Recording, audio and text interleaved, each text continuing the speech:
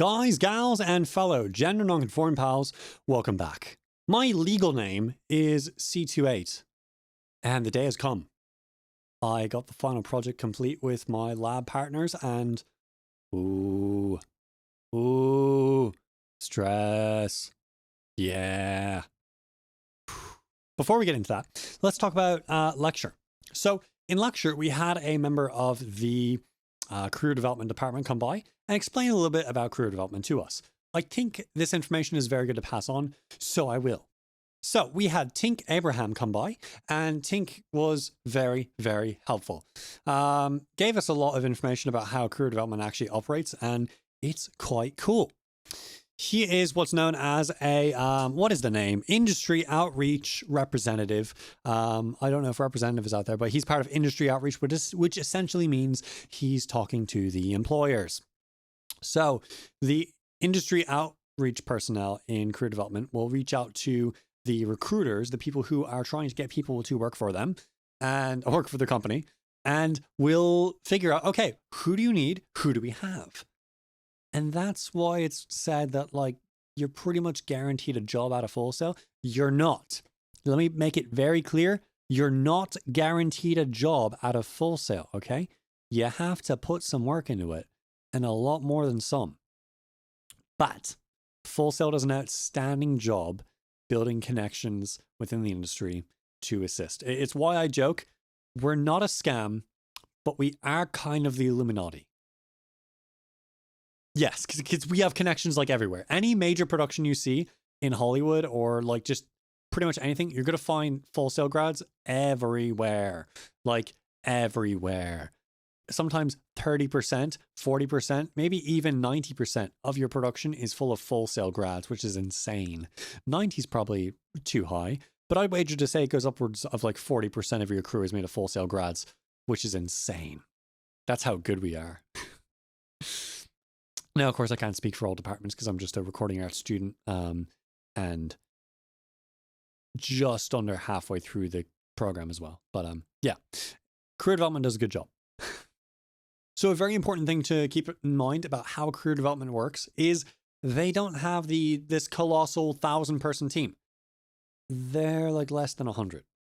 So to ensure they're not absolutely bloody swamped, they've got open hours and they have scheduled appointments for people who are 4 to 3 months away from graduation only.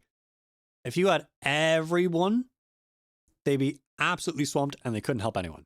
So to make sure everyone gets like proper access and it's like fair, they make it such that you can only set appointments if you are 3 to 4 months away from graduation, but anyone can come by on a Wednesday from, I believe, 11 a.m. to 2 p.m. So 11 p.m. to 1400 hours Eastern Standard Time on every Wednesday, unless the school's closed, of course. Maybe they're insane and they're just like, you know what? I don't care if we're closed. I'm going to stay open. Make me leave. I doubt it though. They probably do go home and enjoy the breaks. But you can go in then if you're not 3 to 4 months away from graduation, like myself right now at this time. Of course, a year and a half in the future or 2 years or 5 years down the line, if I'm still doing this channel, hopefully I am. Of course, that's not the case. I'm not no longer a Full Sail student. I might be a student, but not an undergrad. Maybe. I don't know. I might pick up another degree. But point is, the person speaking now is not at that point. So I'll be taking the open hours. And they'll help you a bunch of stuff. Setting up your portfolio, making sure that your resume looks good. Now, they're not going to like hold your hand and do it for you, but they'll guide you through the process, make sure things look good. They'll review stuff for you. They'll show you what sort of leads they have for different jobs. Lots of great stuff. And I'm pretty sure anything that they're doing with the graduates who are 3 to 4 months away from graduation, they can do with you, with the exception of lining you up for job opportunities because, well, you're not working in the industry anytime soon if you're not in that range of graduation. Unless you just drop out, in which case they're probably not going to be too happy about that.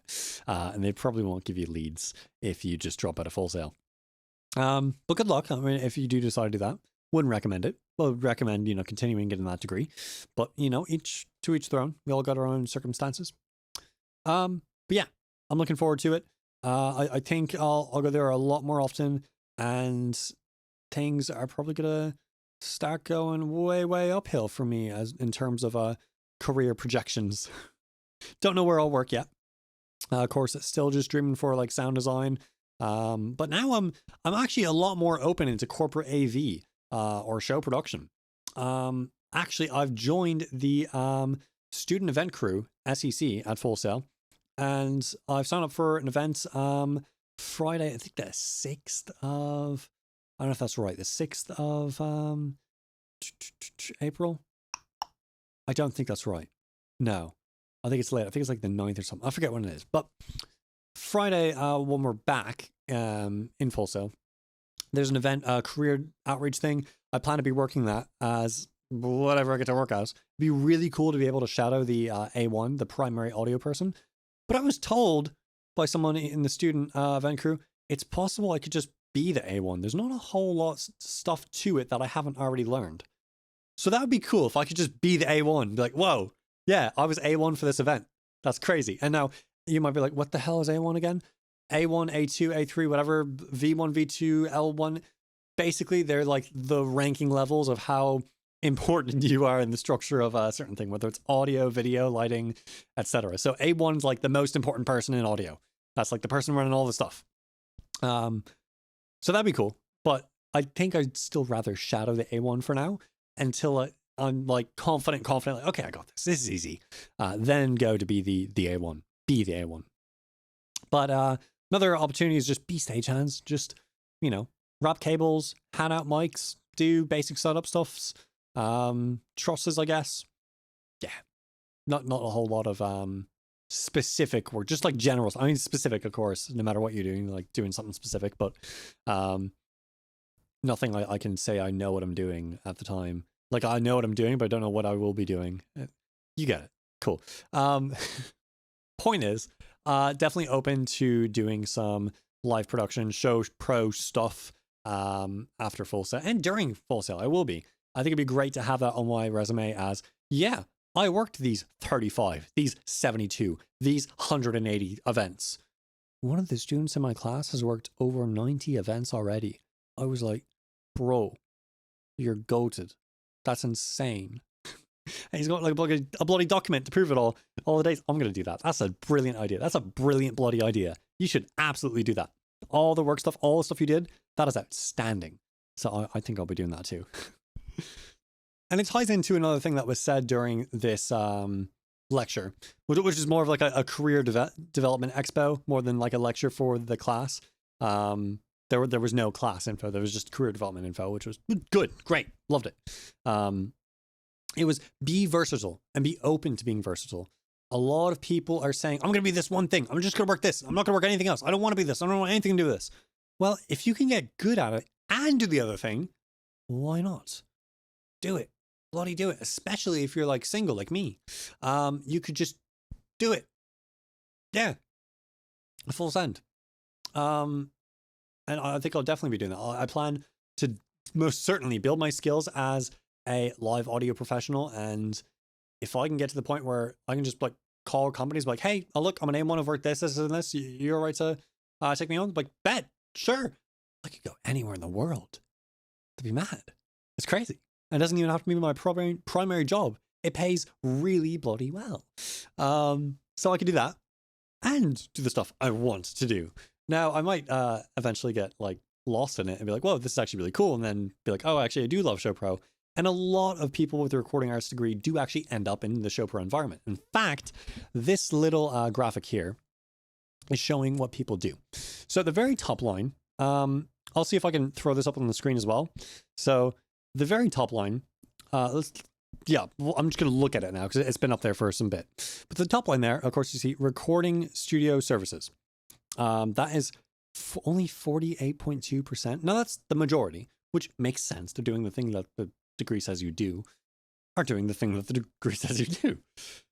The rest are doing primarily AV stuff. Now, if you add all these percentages up, it's a decent amount. Like, well, here we'll say corporate AV plus live event services plus religious organization charity plus live event audio plus theme park plus, let's say, cruise line plus education and training leads to this percent. That's a hefty percent that end up going into the show pro industry. Whoa. And it's not bad. It's not like, you messed up, you didn't get to go to the studio. No. You still use the bloody degree. Like they're basically the same degree, focusing on whether you're doing managerial stuff more or the camera and all the other things, or if you're focusing just on the audio equipment. They're basically the same degree with different angles. There are differences, and I'm definitely misspeaking in some sense by saying this, but there are differences. But they're so close to each other, Show Pro and RA. But RA is definitely more audio focused with the word recording in the name, recording arts. So I'll still be sticking with RA. I'm not going to be leaving RA to go to Show Pro, but I will be doing Show Pro stuff because you can. And I think I can be quite good at it too. Yeah. So that's a bit of lecture. We're just going into be versatile, reach out to career development, build yourself as a professional, do fun stuff. And now on to lab. The spicy one. The one I was fearful of. Until we did it, and then I was like, oh, that's all right. But still a little fear, but we got it. So, we got our final done today. And I got some media too. Thanks especially to one of the people who helped out. So, thank you for helping out with grabbing the video. Yes. So, I guess I could start with showing you I got a time lapse of the production being built. So I can show you that. And that time lapse looks a little something like this.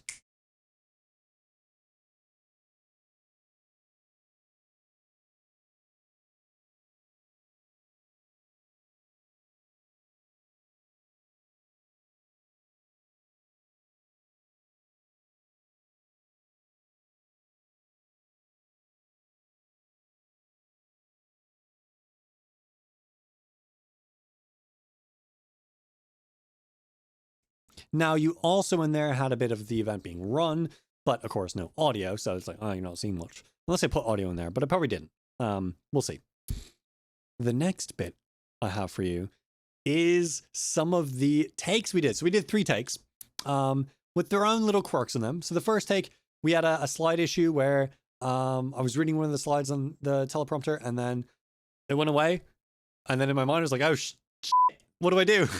And so I started like making stuff up and trying to remember what it would be until it came back. And I was like, oh, where did I leave off at? And then, yeah, the take wasn't outstanding. And the audio levels were a little low. But then in my second take, we got all that fixed. There were no issues or interruptions. Then we had an issue with feedback into the system. And that one we were like, that's not what we need. So we're all scrambling to figure out, okay, what's happening here? What's going on? And eventually we were able to just turn off the monitor to get that to work. But that was a good take. That was a decent take, with the exception of like that came through. But it may not have come through in the final video. We don't know, because the audio that goes into the final video is different, and it may not have picked up the same. But of course, I had a little lav mic there, and that little lav mic, it probably picked up a little bit, but hopefully it's not insane. I can't recall if I just said if I showed it or not shown it, but I'm going to assume I didn't yet. And here are those 2 videos. Again, that's the trick. Feather dusters, right? Just feather dusters? Well, not necessarily. Let's see. Quiet, guys. Thank you. It could be a bird. And this is all the way from Helsinki, Finland, from Heikki Kossi, the most famous Foley artist in Finland. It's called Vita, and well, I'll have her sing to you now. Ready? First and foremost, Foley is one of the most fun jobs there can be, and yet, of course, skills from this job directly bode towards what would be needed as a sound designer. As navigation of software, an intuitive understanding of audio mixing will be very important. Now, another fun career option from here, aside from that, is Foley. Foley artistry is a more focused job within the realm of sound design, where microphones are used to capture sound in real space to be used for whatever space they're needed in.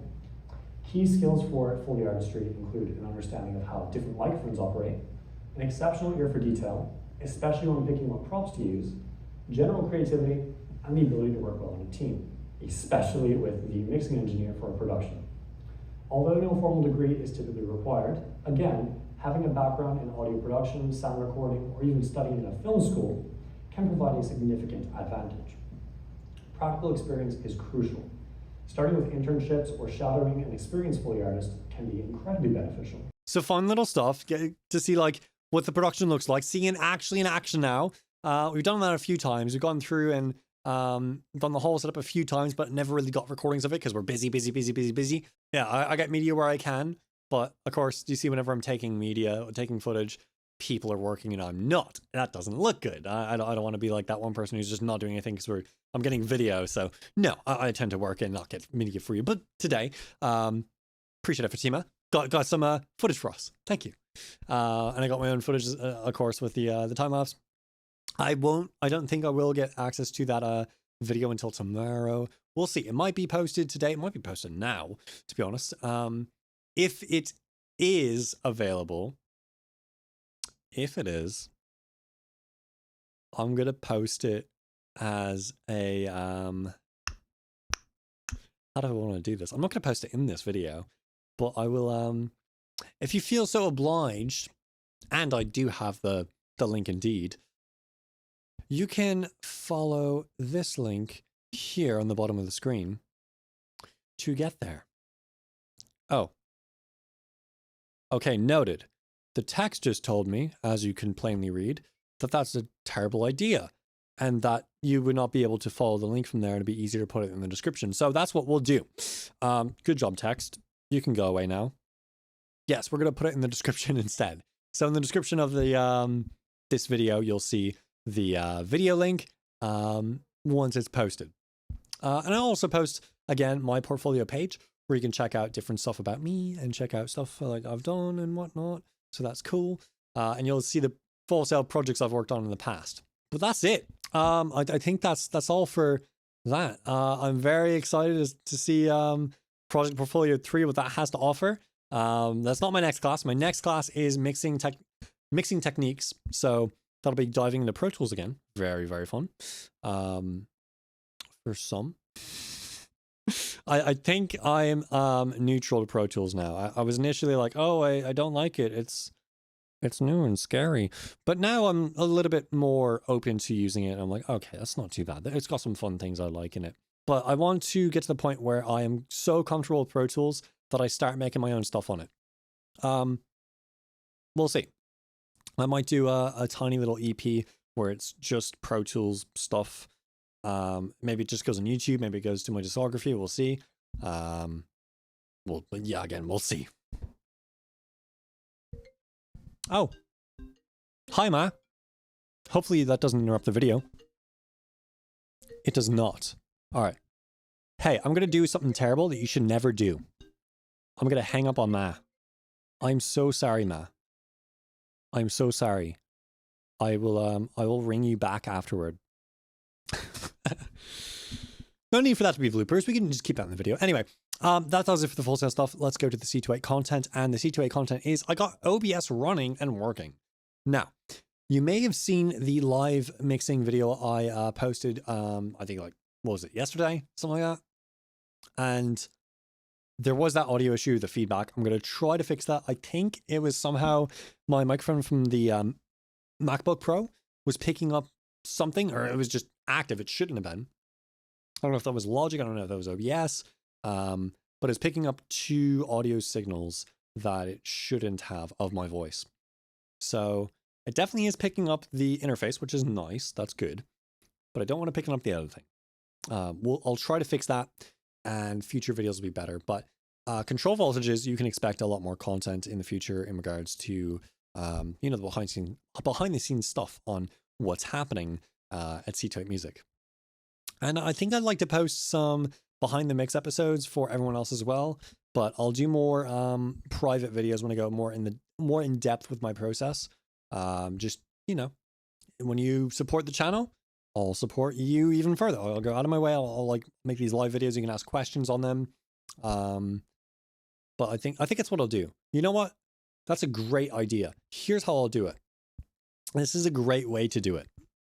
I'll set it up where control voltages can join the live stream, but at the end of the live stream, I'll post it for everyone to see.